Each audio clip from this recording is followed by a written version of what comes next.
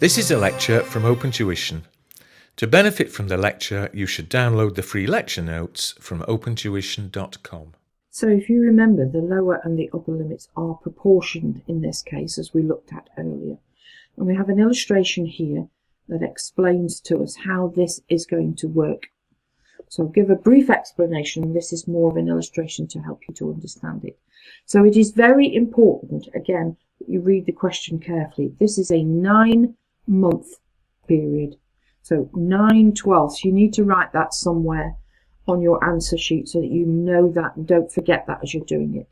So short has TTP of 44,000, non-group dividends of 2. So as the accounting period is less than 12 months, lower and upper limits are proportioned accordingly. If you have to do one of those, will you please show your workings? Because this is a rule.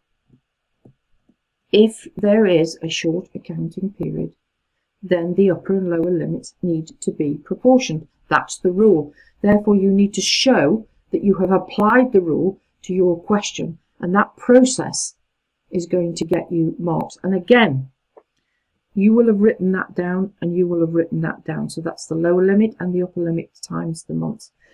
Now, say, for example, you write 8/12 instead of 9/12, but you do the process correctly, and there's a mark for this. Now, obviously, your answers are incorrect, but you'd still get half a mark because you've done the process correctly. You've just calculated the months wrong. You misread it. You didn't calculate, whatever reason. So show all the workings, not just the answers, because if you just show the answers, you won't get anything, because the examiner doesn't know how you got to that answer. If you show him where you've made your mistake, he can give you error carried forward. So the marginal relief applies as the augmented profits of 46 are between now the upper and lower limits, because the lower limit is now there. So the lower limit is now 37,500. The upper limit is now 187,500. And our profits are smack bang in the middle of that margin. So again, 44,000 taxed at the main rate. Oh, look, somebody's thankfully written in. Somebody's thankfully written in the pro forma, the formula for me, so I don't have to remember it and get it wrong and embarrass myself. Okay, upper limit time minus augmented profits times the standard fraction times TTP over augmented profits. So that's been written out in full correctly. And then we have the upper limit, which is that figure there. That's come in. We have our augmented profits. That's come in. The fraction is in the rates along with that. And then we have TTP over augmented profits. Do each calculation as you go along. Okay. Each one needs to be, because there's potential here for you to get several bits of maths wrong. There's one there. Okay, there's one there. Those two multiply together. That's another one. And then you've got a fraction at the end. There are 4 areas there where you have the potential to put the wrong figure in your calculator. Always do the maths twice, please. Take the marginal relief off there. That will give us £89,070.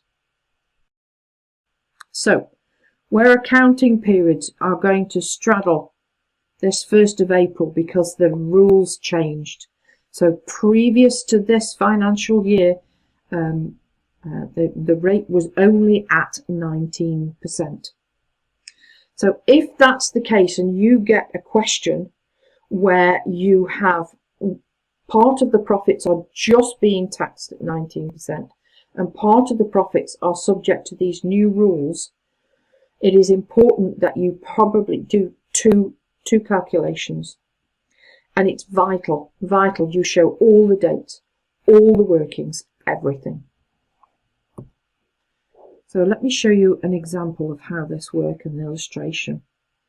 The reason I've put illustrations in the manual and not questions is because I need you to see how these new rules work.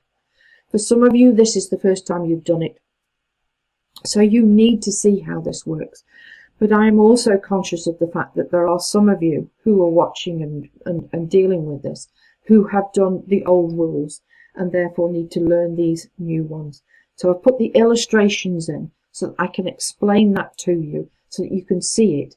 What you then need to do is take those illustrations and find some examples in your BPP manual or in your BPP revision kit so that you can practice what you've seen in the illustrations and then come back to the illustrations if you're not sure how to do something.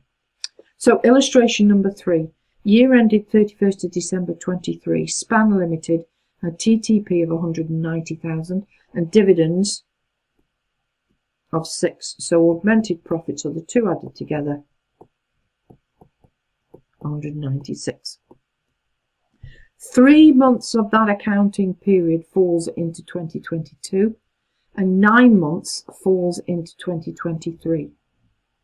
So for the final financial year 2023, marginal relief applies as the augmented profits of 196 fall between the upper and the lower limits. So see how they've split the calculation here.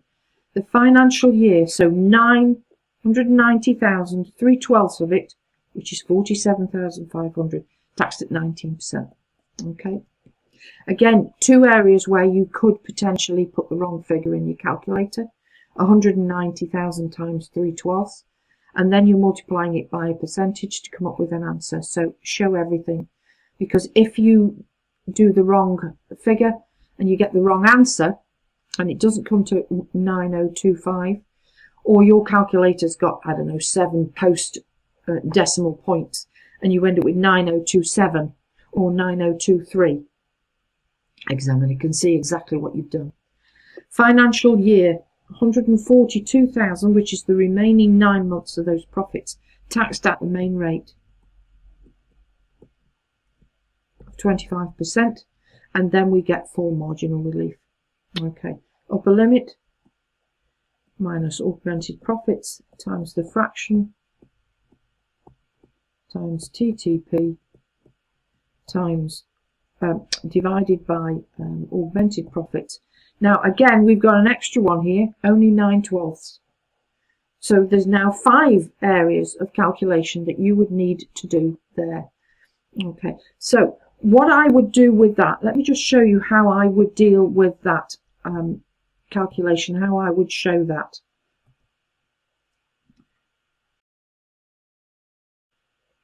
So what did we have? We had 250 minus 196 times 3 over 200 times 190 over 196 times 9/12. So I would do this calculation first, which is 54,000 times 3 over 200. I would do that, and that gives us 810. I would then multiply that by 3 200s. So here we have Music Limited. Okay, it has the following shareholdings. Now sometimes I find it easier to draw this out. I'm a visual learner. So we have M Limited at the top. So we have A with 25%, B with 60%, C with 100%, D with 100%, because it might come up in the exam question as a drawing, E as 100%, and F is 100%. So the rule is over 50, so that one definitely doesn't count. So all of these count as associated companies. So that's our initial impression of what we have here based on this information. So we've immediately eliminated A. So let's have a look at the notes, because sometimes they'll give you a shareholding like this and then they'll give you a note. So you've worked out so far that this is what the situation is. Now, it says that music's shareholding in cello was disposed of. That doesn't have an effect. And the shareholding of drum was acquired. That doesn't have an effect. All the others have been held throughout the year. So far our answer is still correct. Echo, E, is overseas. That's not a problem, has no effect. Now, all the companies are trading except Flute, that is dormant. So now we need to eliminate that one. So we now have 4 associates plus music. Music plus 4 equals 5. So take your initial shareholdings and draw it out and work it. Get rid of anything that's under 50%. Read the notes, and the only ones that you need to exclude are the dormant ones. So if the question asks which ones are associated, be very specific with your answer. Music Limited, which is the holding company, has 5. With Music Limited, there are 5. So the upper and lower limits are reduced. Show them what you know the upper and lower limits to be. Do the maths and show your answer. Okay, you've got some notes there that explain how that works. Okay, so we've got some examples here that we're now going to have a go at and put some the information we've learned into practice. So example number 1, year ended 31st of March, so it's a whole year, so that's the first thing we need to do. Hold has TTP of 60,000. No information about dividends, but we have 2 associated companies. We are to work out the CT due for the year ended 31st of March. So let's have a look at that. So we are looking for Hold Limited, corporation tax due year ended 31st of March.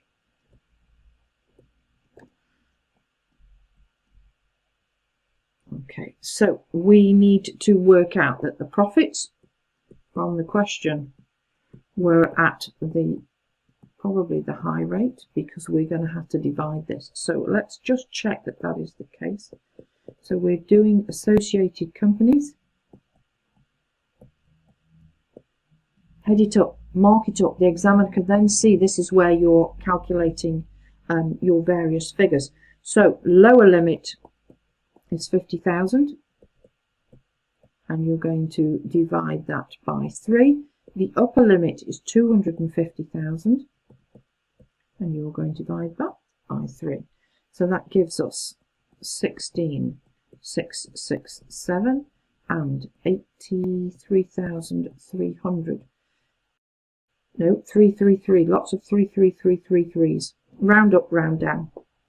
So therefore, this company is obviously right back in the middle in the margin. And if that's the case, we multiply the profits, the TTP, by the full main rate, which is £15,000. And then we give marginal relief. And we're going to write that out in full. So that's the upper limit minus the profits, just times the fraction, because there are no dividends, so we don't need to kind of deal with that. And the maths for that comes to £350, giving us CT due 14,650. Okay, so let's have a look at example number 2, just so that we know that. So that's an associated company question, and this is an 8-month period of time with TTP of 75,000, with 1 associated company, again no dividends. So example number 2, we have 8 limited, oops, page is moving around, limited CT due, year end 31st of March 24.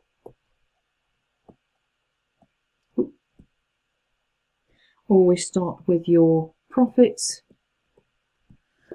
at whatever rate, workings at the bottom. Upper and lower limits. Upper limit 250,000. Lower limit 50,000. Okay, so that needs to be divided by 2 because it's an associated company. So we're looking at 25,000 and 125,000. And our profits of 75, so marginal relief is due. Marginal relief is due. So we're going to multiply that by its full rate. And then marginal relief, write that out in full.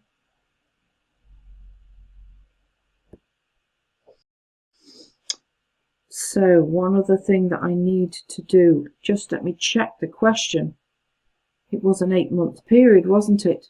Go back, check the question. So we need to also do this by 8/12, which would give us some further figures that we need to look at. That brings that down to 16,667, same as above, 83,333. We're still in the margin. Still in the margin, yeah, we're still in the margin. So we're going to get relief for that. So the upper limit is 83,333 minus 75,000 times 3 200ths. The fraction 18,625. Okay, so things we've learned from this.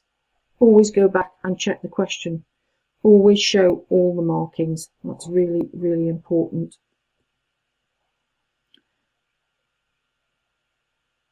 Let's move on to quarterly instalment payments now.